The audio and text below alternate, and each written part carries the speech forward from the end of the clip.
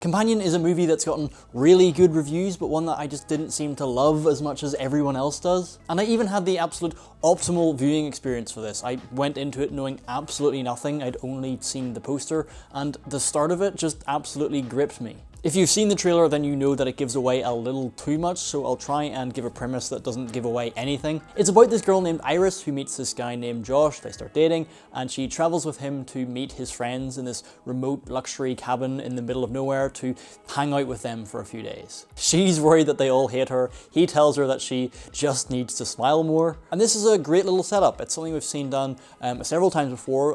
Get Out, Bodies, Bodies, Bodies, Ready or Not all spring to mind. Just that scenario of the new spouse having to meet the friends or family in this remote location. And it's a really interesting way into a movie, I think, because there's so many different angles you can take with that. And what I really loved about the start of Companion is that you really get the sense that there's this imbalance in the relationship and they're going to this pressure cooker where that's going to be tested. They show that imbalance in all the little ways and just how they interact with each other, and even just the way that Iris is dressed. I thought the costume design for this was really effective in showing their relationship. And then when the real premise of this movie kicks in, it really feels like it has the engine to explore what it's set up in the beginning in this really interesting way. Now again, I think the best way to experience this movie is going in knowing absolutely nothing. So if you haven't seen it, go watch it first. But if you've seen the trailer, then you'll already know this, but Iris is actually a robot girlfriend. Now that was a genuine shock to me, and it's so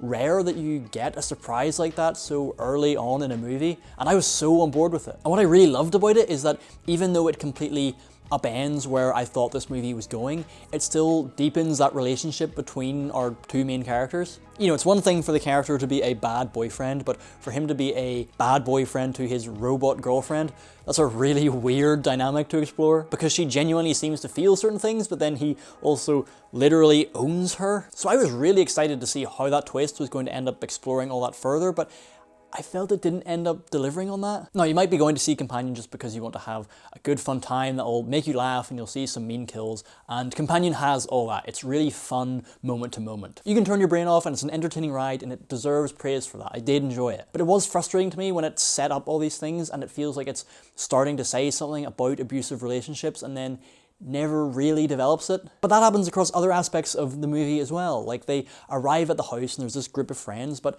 I never felt like they really established much of a connection between these characters. You never really get a sense of a shared history between them or anything more than just surface level information. Like, there's moments where there's an implied thing between two characters, and it does have a little bit of a payoff, but it never felt like it laid the groundwork for that ending to feel satisfying or earned. This is maybe a weird thing to focus on, but I don't know what any of the characters do for a living or what they really want, and it's sort of hard then to buy into them when you just have like no context for them. And so as the movie goes on and you sort of expect these characters to develop, but they all feel so hollow and they just start to feel like they're props for the plot. And that was really weird because the whole setup of the movie felt really primed to explore the relationships with these characters and their spouses and then with each other. But then suddenly things are happening not because that's what people would naturally do, but because that's what the plot needs them to do. And so then once you don't fully buy into the relationship between these characters,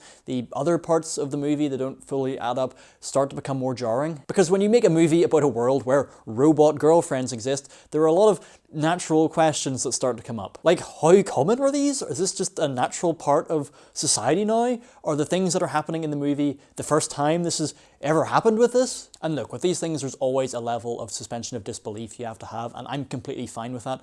But the movie, by ignoring its own internal logic, it feels like it's sidestepping some of the most interesting stuff that it could have been engaging with. Like when Josh can just order a robot girlfriend online, how does that impact his relationship with real people? Or for Iris, there's this whole thing where she always wants to put Josh first. She always puts his happiness above her own. And that can be nice and compassionate, but it can also be a way that people are taken advantage of. That's a real complicated, interesting thing to explore. And it is all there in the movie, but it just never really goes that deep with it. And so when reflecting on the movie as a whole, while at the start I was kind of thrilled by the way it felt in the same vein as things like Get Out or Bodies, Bodies, Bodies, because even though it had a familiar opening, it still felt like it had its own angle to explore its own issues. But because it didn't go in too deep into that, it ended up just feeling really derivative of those movies. There is still some fun stuff throughout though, there's some good gags.